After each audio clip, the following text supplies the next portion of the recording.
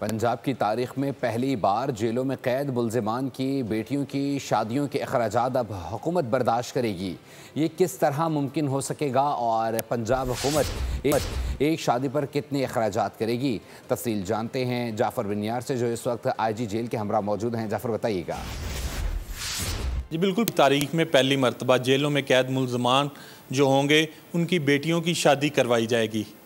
पंजाब हुकूमत ने यह फैसला किया और वज़ीर आला पंजाब मरियम नवाज की खुसूसी हिदायत पर यह बड़ा इकदाम उठाया गया है। ये तफसील जानते हैं IG जेल खाना जात पंजाब मियाँ फ़ारूक नज़ीर से। मियाँ साहब बताइएगा। जेलों के अंदर भी ऐसे बेशुमार कैदी हैं जो बंद हैं, जिनकी बच्चियाँ जवान हैं।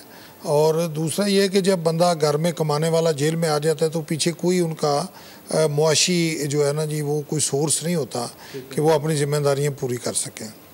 तो इसमें फिर मैंने सेक्रेटरी सोशल वेलफेयर से जो है वो होम सेक्रेटरी साहब के नोटिस में दिया, उन्होंने फिर आगे हमें गो हेड दिया और हम सेक्रेटरी सोशल वेलफेयर से मैंने मीटिंग की।